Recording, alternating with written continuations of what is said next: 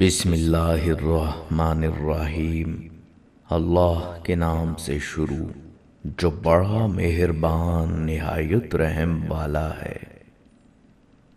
واصف علی واصف صاحب نے لکھا ہے، جس پر کرم ہے اس سے کبھی پنگا نہ لینا، وہ تو کرم پر چل رہا ہے، تم چلتی مشین میں ہاتھ دو گے اڑ جاؤ گے۔ کرم کا فارمولہ تو کوئی نہیں، اس کرم کی وجہ ڈھونڈو۔ جہاں تک میرا مشاہدہ ہے، جب بھی کوئی ایسا شخص دیکھا جس پر رب کا کرم تھا، اسے عاجز پایا، پوری عقل کے باوجود بس سیدھا سادہ سا بندہ، بہت تیزی نہیں دکھائے گا، الجھائے گا نہیں، رستہ دے دے گا، بہت زیادہ غصہ نہیں کرے گا، سمپل بات کرے گا۔ میں نے ہر کرم ہوئے شخص کو مخلص دیکھا، اخلاص، غلطی کو مان جاتا ہے، معذرت کر لیتا ہے، سرنڈر کر دیتا ہے۔ جس پر کرم ہوا ہے نا، میں نے اسے دوسروں کے لیے فائدہ مند دیکھا۔ یہ ہو ہی نہیں سکتا کہ آپ کی ذات سے نفع ہو رہا ہو اور اللہ آپ کے لیے کشادگی کو روک دے، وہ اور کرم کرے گا۔ میں نے ہر صاحب کرم کو احسان کرتے دیکھا، حق سے زیادہ دیتا ہے، اس کا درجن 13 کا ہوتا ہے، 12 کا نہیں۔ اللہ کے کرم کے پہیے کو چلانے کے لیے آپ بھی درجن 13 کا کرو اپنی زندگی میں، اپنی کمٹمنٹ سے تھوڑا زیادہ احسان کر دیا کرو، نہیں تو کیا ہوگا؟ حساب پہ چلو گے تو حساب ہی چلے گا۔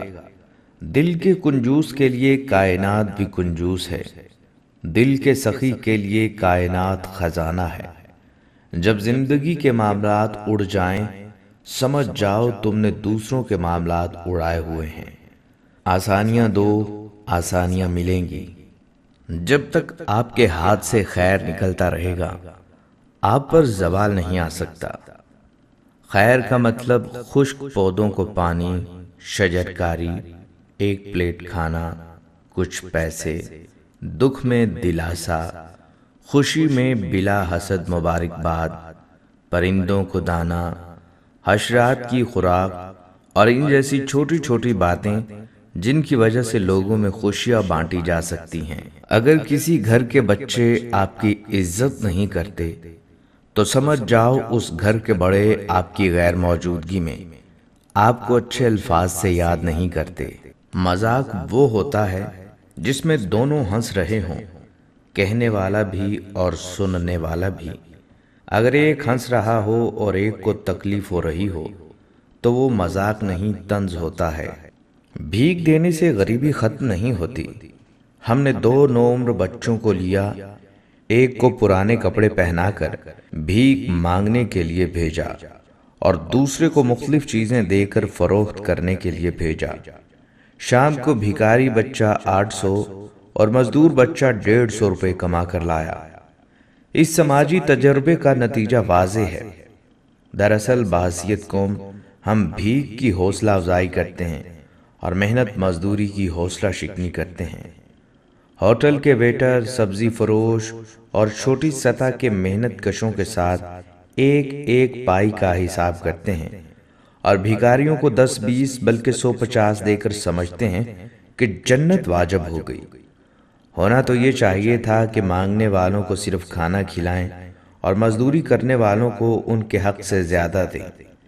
ہمارے استاد فرماتے ہیں کہ بھیکاری کو اگر آپ 1 لاکھ روپے نقد دے دیں تو وہ اس کو محفوظ مقام پر پہنچا کر اگلے دن پھر بھیک مانگنا شروع کر دیتا ہے۔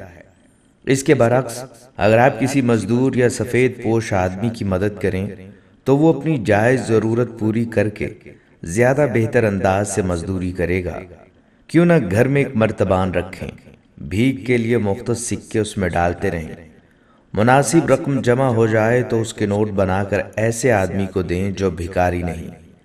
اس ملک میں لاکھوں طالب علم، مریض، مزدور اور خواتین ایک ایک ٹکے کے محتاج ہیں۔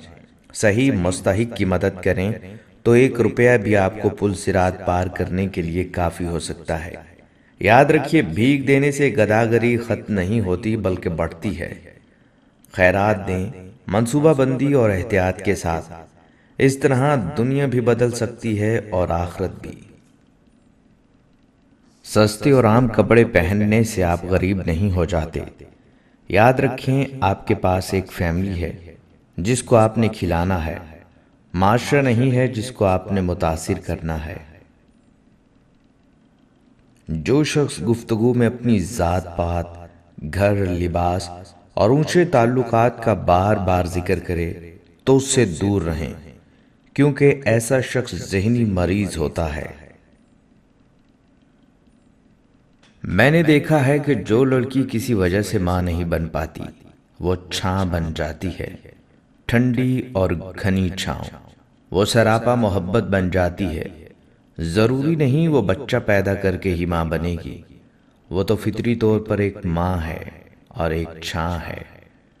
پھر آتے ہیں مشورے دینے والے، ہمدردیاں جتانے والے، ترس کھانے والے، جو بات بات پر اس کو وہی بے اولادی کی بات جتاتے ہیں جس پر وہ بات نہیں کرنا چاہتی، کہ کاش اولاد ہو جائے، اللہ بیٹی ہی دے دے، اللہ بس ایک بچہ دے دے۔ ہر کوئی اس سے یہ ایک ہی بات کرتا ہے، اور ایسا اکثریت میں خواتین کرتی ہیں۔ اس کے بعد وہ ڈپریشن اور منفیت کا شکار ہو جاتی ہے، خوشیوں سے، زندگی سے، رشتوں سے منہ موڑ لیتی ہے۔ اسے کسی اور کے بچے بھی اچھے نہیں لگتے۔ براہ مہربانی اس لڑکی کو چھاں ہی رہنے دیا کریں۔ اپنے مشوروں اور بے تکی دعاؤں سے اس کا دل دکھی نہ کریں۔ بے اولادوں سے اولاد پیدا کرنے کے طریقوں اور دواؤں کی بات کرنے اور طلاق شدہ سے طلاق کی وجہ پوچھنے والا احمق سمجھتا ہے کہ وہ ہمدردی دکھا رہا ہے، جبکہ وہ ایسی بات کر کے درد دے رہا ہوتا ہے، دکھوں کو تازہ کر رہا ہوتا ہے۔ جب تک کوئی خود سے بات نہ کرے، آپ ایسی بات نہ کیا کریں، اور جتنی بات کی جائے بس اتنا ہی جواب دیا کریں۔ وہ لڑکیاں خوشی سے اپنی زندگی گزار سکتی ہیں اگر آپ کی فضول ہمدردیاں اور دلاسے جان چھوڑ دیں۔ اختیارات کی تقسیم غلط ہے، ورنہ کتنے سر ہیں جو لائق دستار نہیں۔ اصل زندگی یہ نہیں ہوتی کہ آپ کتنے خوش ہیں، اصل زندگی تو یہ ہے کہ آپ کی ذات کی وجہ سے کتنے لوگ خوش ہیں۔ سانپ 100 سال بعد انسان بن جاتا ہے، اور انسان کو جب موقع ملتا ہے سانپ بن جاتا ہے۔ اوقات سے زیادہ ملی ہوئی عزت اور محبت کم ظرفوں کو راس نہیں آتی۔ حسن جتنا بھی خوبصورت ہو، ایک دن کردار بازی لے جاتا ہے۔ کتابوں اور مشاہدوں سے انسان سیکھتا ضرور ہے، لیکن سبق وہی یاد رہتا ہے جو وقت اور لوگ سکھاتے ہیں۔